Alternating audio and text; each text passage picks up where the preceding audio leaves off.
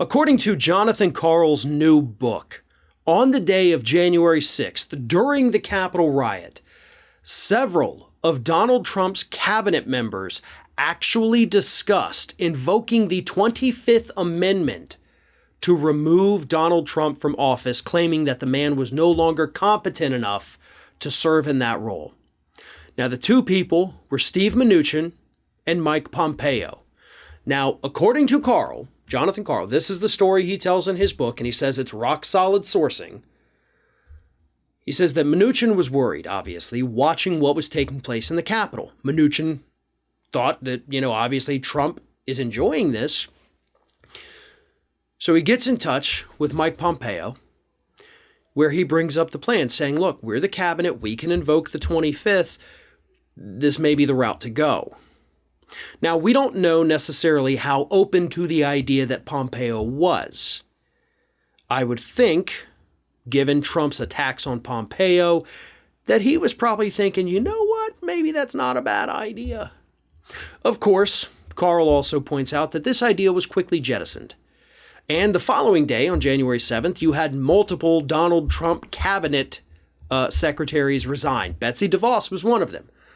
They saw what happened the day before, and they realized that even though they only had 2 weeks left in their term, because they were going to leave office when he did, they couldn't do it anymore. They couldn't be a part of this, even for another 2 weeks. Here's what gets me. How different would America be today if these cabinet members had followed through on their plan? If they had come forward and said, we're going to invoke the 25th Amendment, and at that point, it is up to Donald Trump to prove that he is competent enough to continue serving as president, something that I do not believe the man would have been able to do. It's not just about cognitive abilities either. They weren't trying to say, this guy's crazy. It was, is he emotionally secure enough to do the job? Is he mentally competent enough to carry out the last 2 weeks of his administration? So let's assume for a minute they had removed him. His own Republican cabinet members, if they had removed him, they would have stripped even more power from him than losing that election ever could have. It would have sent a message to Republicans across the country, and especially Republicans in the House of Representatives, that this will not be tolerated. He is a pariah and therefore should be treated as such. This would have caused, I believe, a lot of the Republicans who are still bowing down to Donald Trump to say no, because other people had already stood up to him at that point. And sometimes that's what it takes. 1 or 2 people or 3 people, or, would have taken pretty much the entire cabinet to invoke the 25th. But that show of strength could have been the beacon that this Republican Party was looking for.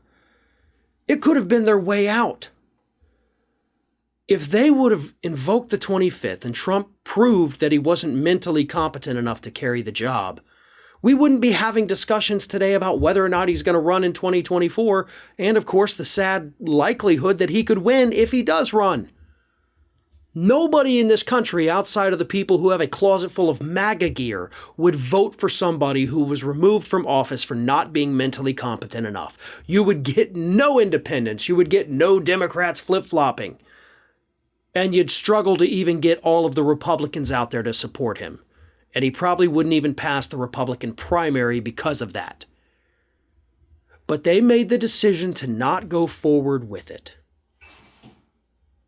And we're in this situation today because those men were cowards.